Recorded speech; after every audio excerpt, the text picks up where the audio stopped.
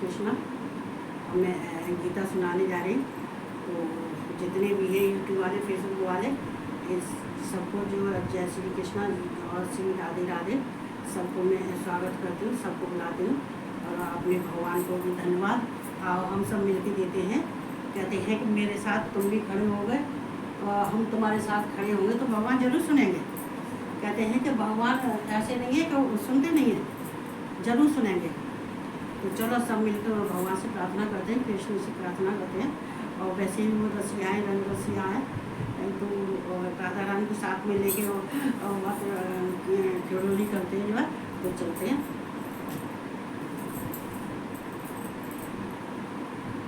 ओम श्री कृष्णाय नमः, ओम वासुदेवाय नमः, ओम परमात्मने नमः, ओम बरसाने वाले नमः। राधा रानी को भी, कृष्ण भगवान को मैं कोट कोट प्रणाम करती हूँ।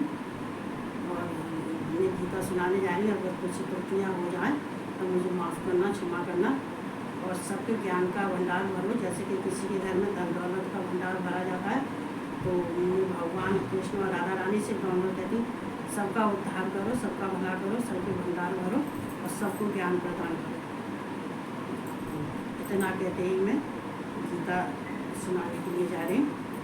आप कृष्ण भगवान मैं आह्वान करती, राधा रानी आओ मैं आह्वान करती। और जो कुछ भी मैं पढ़ूँ उसको आप भी सुनो, क्योंकि यहाँ पे भगवान का स्थान है। क्योंकि यहाँ आज संसार तो वाले हैं ही हैं, हम तो हैं ही हैं, लेकिन मुख्य चीज़ ये है कि हम जहाँ सुना रहे हैं, हम जिस जगह पे बैठे हुए हैं और जहाँ हम भगवान की चर्चा करते हैं, वहाँ भगवान ही बैठे हैं, सब भगवान। मुझे क्योंकि इतनी गर्मी में अगर मैं यहाँ बैठी, इतने पसीने चल रहे हैं जिसकी कोई सुमान नहीं है, तो मैं 2 कमरों में एसी है, नीचे कूलर भी लगा हुआ है, तो मैं वहाँ भी बैठ सकती हूँ, कहीं भी बैठ सकती हूँ। लेकिन क्यों? ये गर्मी सर्दी सुख दुख ये तो सब लगा ही रहता है, लेकिन जहाँ भगवान का स्थान होता है वो शुद्ध पवित्र स्थान होता है। वह स्थान की मान्यता ही अलग होती है। तो वहाँ पे जब हम बैठ के सुनाते हैं तो हमें ऊर्जा मिलती है, शक्ति मिलती है। जब हम ओम कहते हैं तो हमारे अंदर भगवान शिव की ऊर्जा आती है, सीधी सीधी आती है, कहीं तिरछी मुर्जी टेढ़ी मेढ़ी नहीं होती है। जो ओम ये शक्ति है, ये भगवान शिव है, ये भगवान की ऊर्जा भी है, शक्ति है, साक्षात भगवान शिव है। तो हमें यहाँ सुनाने से क्या होता है? क्योंकि हमारे अंदर साहस आता है, हमारी मन बुद्धि और वाणी सब कुछ सही रहता है, और हमें जो बोलते हैं उसमें हमें संतुष्टि भी मिलती है। हम सोचते हैं अगर 2 बात अगर हमने अशुद्ध कह दी है तो 10 बात तो शुद्ध है ही है। और अपने चलते हुए मैं सब कुछ शुद्ध ही बोलती, सब कुछ अच्छा ही बोलती, मैं जो होता है वही बोलती हूँ, उसके अलावा कुछ नहीं बोलती। तो मैं जहाँ सुनाती हूँ यहाँ भगवान है। अब मेरे सामने सब बैठे हुए, तो मुझे क्या लगता है कि यहाँ पे जितने संसार के बैठे हुए हैं, जहाँ भगवान भी बैठे हुए हैं, भगवान संसार वाले जब सब मिल जाते हैं तो हमारी ऊर्जा और ज़्यादा काम करती है, हमारी शक्ति और ज़्यादा काम करती है। तो इसलिए सामने सब हैं और कृष्ण भी सामने ही बैठे हुए हैं अपनी राधा को बगल में लेके। तो चलते हैं गीत लेकर।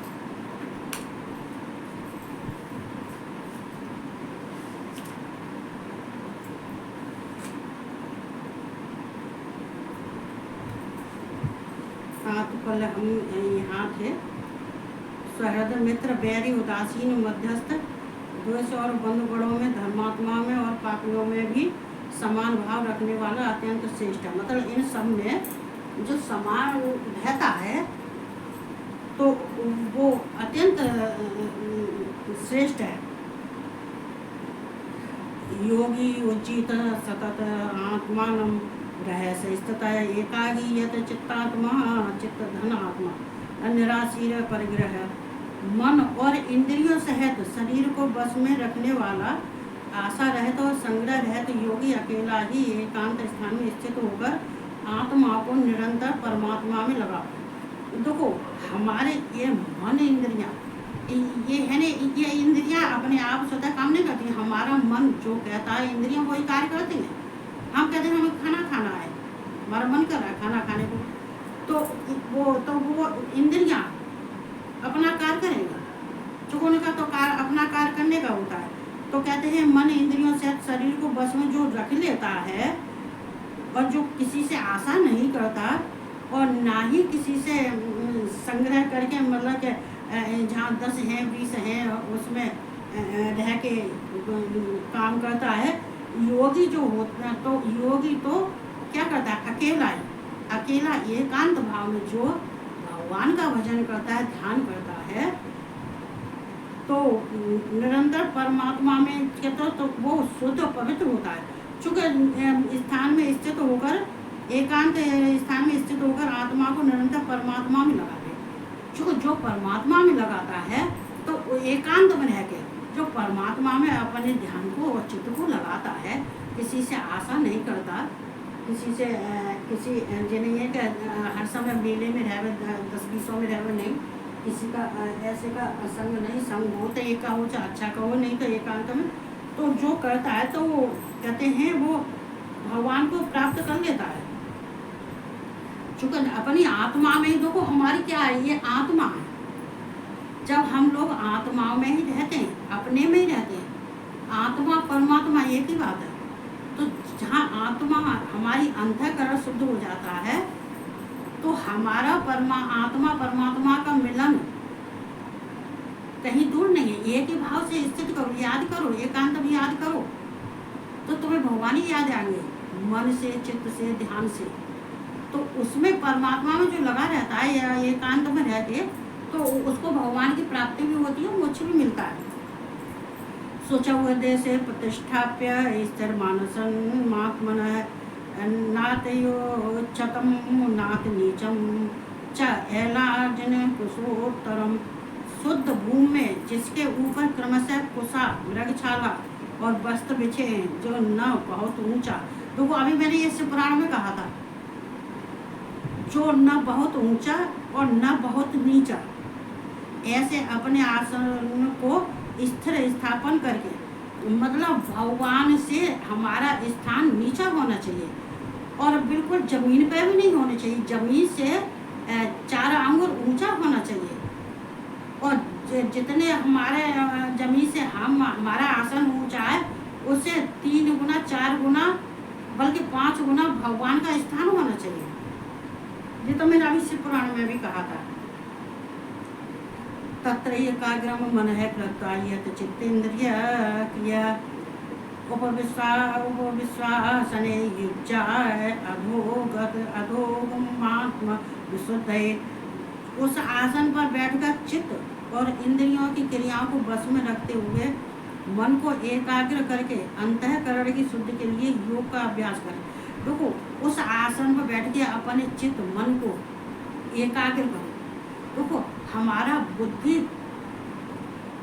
कब काम करती है, जब हमारा अंतःकरण शुद्ध हो जाता है, जब मन हमारा शुद्ध पवित्र हो जाता है, सारी इंद्रियां को हम त्याग कर देते हैं, काम ज्ञानेंद्रियां, कर्मेंद्रियां, जी सब जो उनको देखो ज्ञानेंद्रियां कर्मेंद्रियां काम करती हैं, काम नहीं करेंगे तो कैसे करेंगे। लेकिन जो बुरी है, जो बुरी आदतें हैं, तो उन आदतों को छोड़ दो, तो ज्ञानेंद्रियां कर्मेंद्रियां वो ही कार्य करेंगी जो हमारा मन कह रहा। तो हमारा अंतःकरण शुद्ध है तो हमारा हम जो कार्य करेंगे वो कार्य सही होगा। और बस में रखते हुए मन को एकाग्र करके, मन को एकांत करके, एकाग्र करके, जो नहीं है कि मन में हम पूजा पहले जैसे मेरा बहुत साल जब गुरु दीक्षा ना ली उससे पहले की बात बता दें, उससे पहले मेरा मन था, मेरा दिमाग ऐसा जाता, मैं पूजा कर रही, फिर कुछ सोचने लगी, फिर कभी क्या भगवान, हमारे गुरुजी कहते कभी किसी से प्यार करती हो, कभी किसी भगवान से प्यार करती हो, कभी किसी भगवान से प्यार करती हो, तो भगवानों में लड़ाई और करवा देती हो तुम। एक से प्यार करो, किसी से प्यार करो, एक से प्यार करो, तो भगवान में और उनमें लड़ाई करवाती हो तुम। तो ये ऐसा करना चाहिए। तो कहते हैं अंतःकरण शुद्ध के लिए योग का अभ्यास करें। फिर अंतःकरण शुद्ध, तो योग करना, योग करना आसान नहीं है, बहुत कठिन कार्य है, बहुत कठिन कार्य है। योग कहने में तो आसान है, योग करने वाला पूरी पूरी जिंदगी योग करता है, पूरी जिंदगी अभ्यास करता है, तब जाके योगी और सन्यासी होता है। ऐसे नहीं हो जाते हैं, इनके लिए बहुत मेहनत करनी पड़ती है। मुझे मालूम है कितना त्याग करना पड़ता है, कितना बलिदान करना पड़ता है, कितने अपने आत्मा को, इंद्रियों को बस में करना पड़ता है, तब एकांत में जाए कि योग होता है। योग नहीं है कि इसमें लिखा है संग्रह रहे, मतलब ऐसा नहीं है। एकांत में योग एकांत में होता है, प्राणायाम एकांत में होता है। तो शुद्ध के लिए योग का अभ्यास करें। समकायो श्लोकीरम धारियन चलम, इस तरह संप्रेक्ष नासिकाग्रम स्वम दिश चानल लोकयन, काया सिर और गले को समान एवं अचल धारण करके और स्थिर होकर अपनी नासिका के अग्रभाग पर दृष्टि जमाकर अन्य दिशाओं को न देखना हुआ है। देखो ये कृष्ण भी भाई बहुत अच्छे हैं, बहुत बहुत धन्यवाद देती हूँ कि देखो भ्रकुटी के अंदर ये दो नेत्रों के बीच में जो भ्रकुटी है उस पर हम ध्यान करते हैं, और इस ध्यान को आसान नहीं है। चूँकि मैं बहुत अभ्यास करती, कभी मेरा अभ्यास छूट जाता तो मैं परेशान हो जाती हूँ, तो मैं अपनी बिंदी को पहले क्या देखती हूँ, जब मेरा दिमाग एक जगह नहीं लगता, मैं ध्यान नहीं लगता, तो क्या कहती हूँ, मैं अपनी बिंदी को देखती हूँ। मैं आंख बंद करके और बड़े ध्यान से मैं अपनी बिंदी को देखती हूँ, मेरी बिंदी कहाँ लगी हुई है, फिर वहाँ पर मैं ध्यान करती हूँ।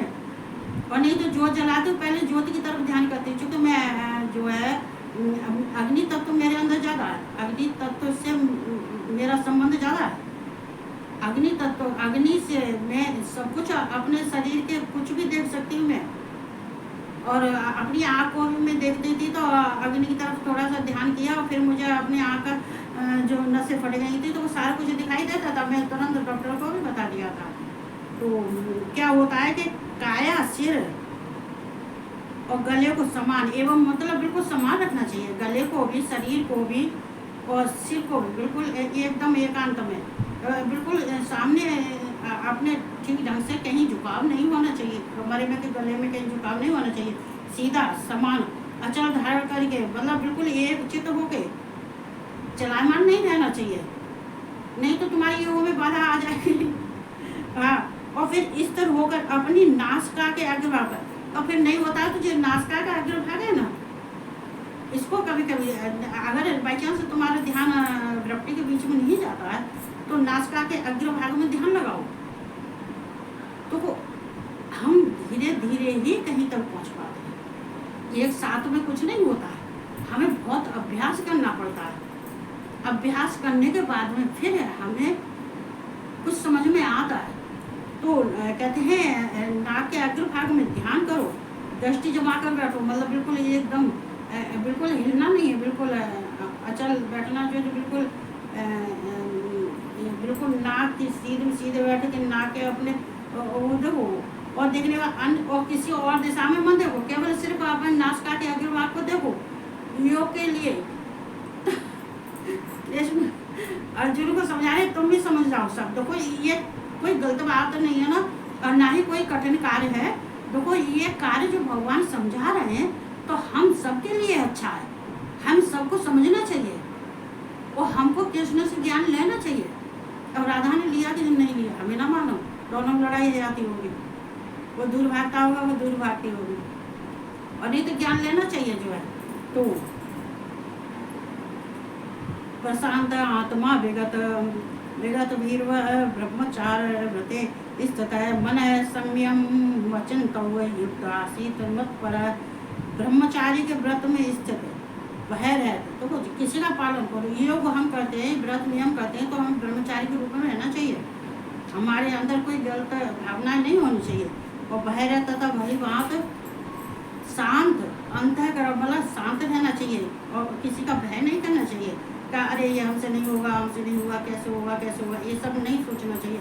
और अंतःकरण सावधान योगी मन को रोककर मुझ में चित्त वाला और मेरे परायण होकर स्थित हो गए। बोला अपने मन को, चित्त को बिल्कुल सावधान करके और भगवान को अपने को समर्पण करके उनका ही ध्यान करना चाहिए, स्थित रहना चाहिए। तो उनके ध्यान में स्थित रहने से क्या होता है कि देखो भगवान सद्बुद्धि देते हैं, ज्ञान देते हैं, देखो वो ज्ञान ही दे रहे हैं और क्या दे रहे हैं। उज्जैनैवम सदात्मानं योगी नियत मानसः शांतिम निर्वाण परमाम मत संसताम दिगच्छत। बस में किए हुए मन वाला योगी इस प्रकार आत्मा को निरंतर मुझ परमेश्वर के स्वरूप में लगाता हुआ मुझ में रहने वाले परमानंद की पराकाष्ठा रूप शांति को प्राप्त करता है।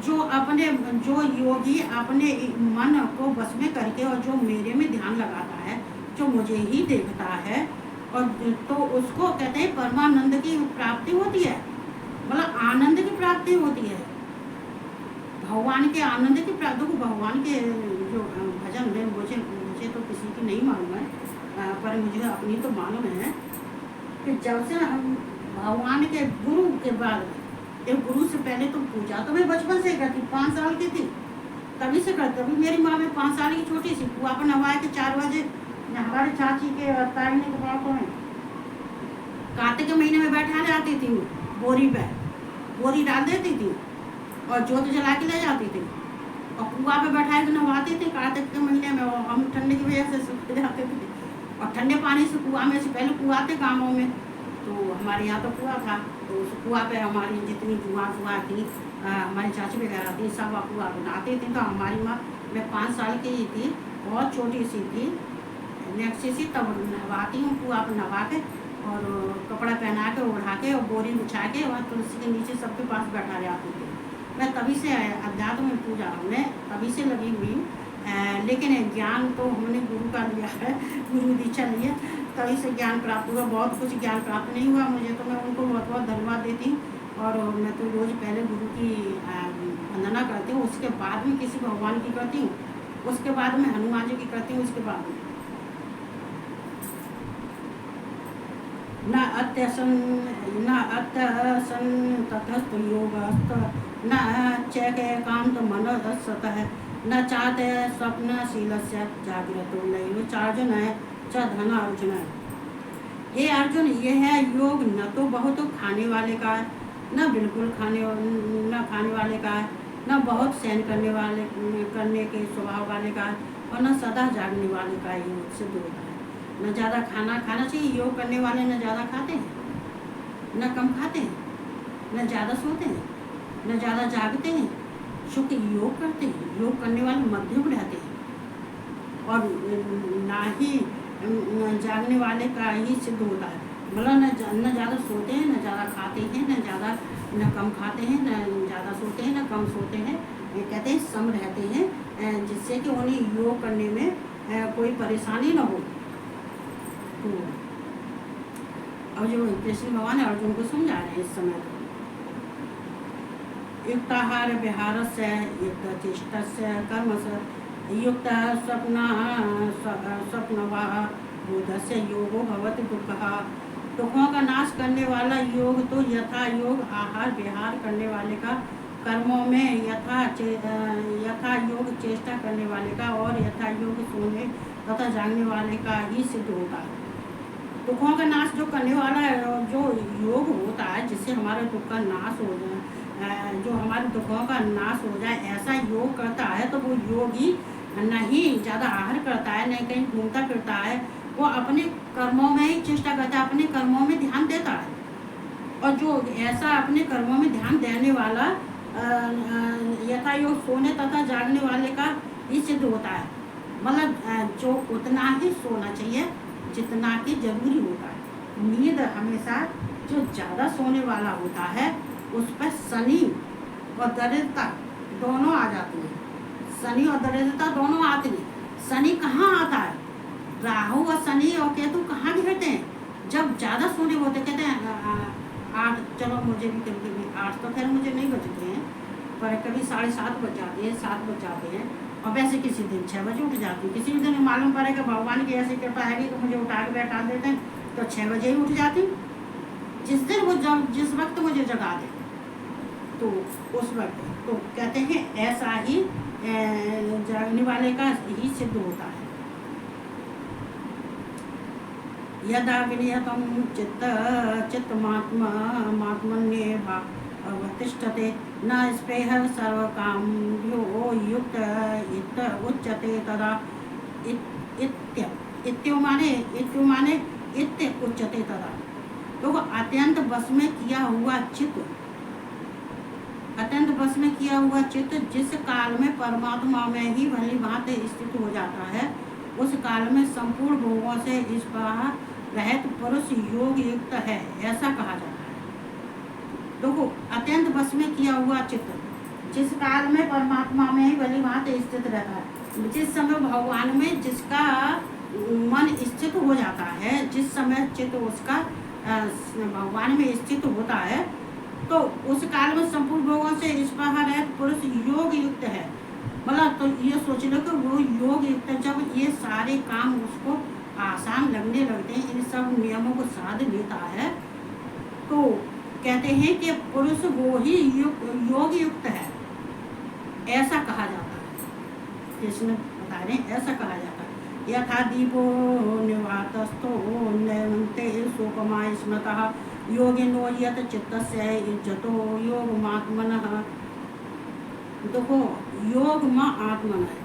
जिस प्रकार वायु रहित स्थान में स्थित दीपक चलायमान नहीं होता, वैसा ही उपमा, ये देखो उपमा दी हुई है, भगवान कृष्ण ने दीपक की उपमा बताई हुई है कि जैसे कि जिस प्रकार वायु रहित स्थान में दीपक चलायमान नहीं होता है, कहते हैं कि वायु में जब वायु चलती होती है तो दीपक चलायमान नहीं रहता है, इसलिए अपने मन को स्थिर करो। अपना मन भी किसी समय चलायमान नहीं रहना चाहिए।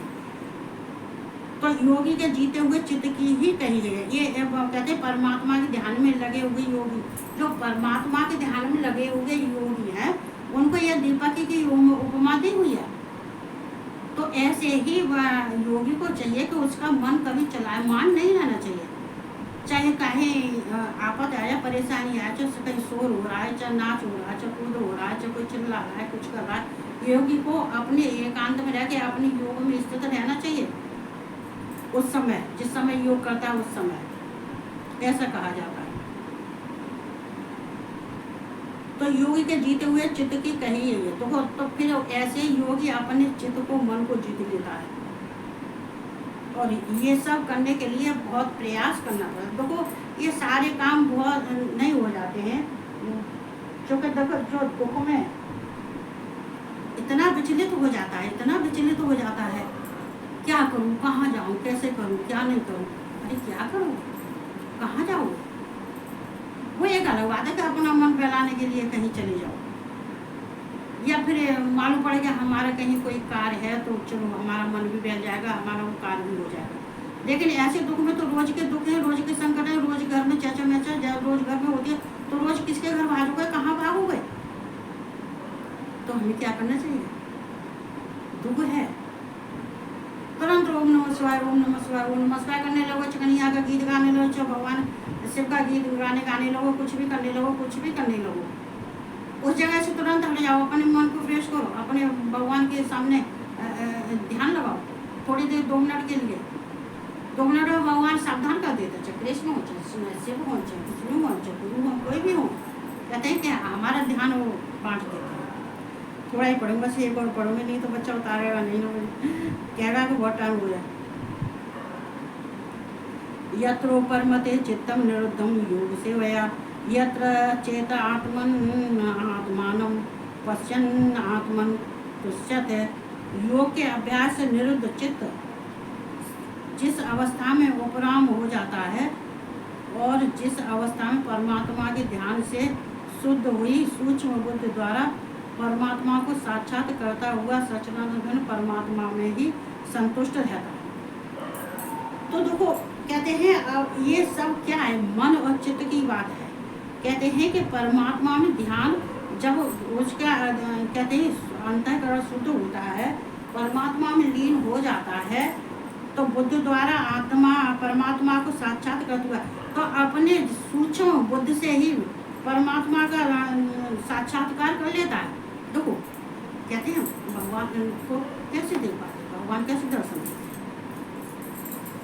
तो भगवान का जब हम ध्यान करते हैं तो ध्यान रखना, जब हम भगवान के ध्यान में स्थित होते हैं तो ये एकदम अचानक ही हमारे सामने हमें ऐसे लगेगा कि हाँ हमको दर्शन हो गए, कृष्ण के दर्शन हो गए, हमें राधा रानी के दर्शन हो गए, पार्वती के दर्शन हो गए। चूँकि एक क्षण में वो फटाफट वो अपना कार्य कर देते, मतलब जिससे कि जो साधना करने वाला योगी है, साधना करने वाला सिद्ध पुरुष है या कोई पुरुष है साधना में योग में लगा हुआ है तो सूचे रूप में दर्शन दे देते हैं। ऐसी बात नहीं, दर्शन देते हैं। तो दर्शन की मैंने कई बार सुनाया है, आज मैं ज़्यादा नहीं सुनाऊंगी, बच्चा बैठ रहा था, आज वो लेट हो गया था। तो यहाँ कहते हैं कि देखो भगवान से तुम ध्यान लगाओगे तो भगवान की प्राप्ति होगी, संसार से ध्यान लगाओगे तो संसार की प्राप्ति होगी। अब किससे तुम्हें ध्यान लगाना, तुम्हें कौन अच्छा लगता है, किसके पर तुम्हारा श्रद्धाभाव ज़्यादा है? तो ये बताने वाली बात नहीं है, ये तो खुद समझने वाली बात है। तुम किसमें ध्यान लगाओगे? संसार में ध्यान लगा दिया तो ये जन्म बेकार, अगला जन्म बेकार, ताते अगला जन्म पता नहीं है कब भगवान हमें मनुष्य योनि में जन्म देगा, तब हम अपना उद्धार करेंगे। जब तुम्हारे मनुष्य योनि में जन्म दे दिया है भगवान ने, तो फिर तुम अपना कार्य क्यों नहीं करते हो? अपना कार्य करना चाहिए। घर का कार्य तो सभी करते हैं, दुनिया करती है, सब नौकरी चाकरी करते हैं, सब कुछ करते हैं, लेकिन मैं तो खैर नहीं कोई नौकरी चाकरी करती मैं तो घर के काम नहीं खत्म होता है, और नौकरी तो मेरा वो बंसी वाला है ना, वो नहीं करने देगा, वो तो कहीं चले जाओ तो पिछाई करता है, पीछा नहीं करता है जो। तो हमें क्या करना चाहिए? तो हमें भगवान की शरण में रहना चाहिए। कहते हैं हम जब भगवान की शरण में रहते हैं, भगवान का ध्यान करते हैं, हम चित्त करते हैं, मन लगाते हैं, तो कहते हैं भगवान हमारे सद्बुद्धि देते, ज्ञान देते, जैसे कि कृष्ण ज्ञान दे। जब कृष्ण ज्ञान दे रहे हैं तो हम सबको लेने में कौन सी परेशानी है? ज्ञान देना, ज्ञान देना। ज्ञान कहीं मिला, किसी से मिला, किसी पुरुष से मिला। कभी कोई बच्चे भी ज्ञान की बात करते हैं, सुनना चाहिए। तो हमें देखी जाए तो कहते हैं कि पुरुषों से ज़्यादा बच्चों में क्या कलयुग या कलयुग नहीं, बच्चों में ज्ञान ज़्यादा होता है।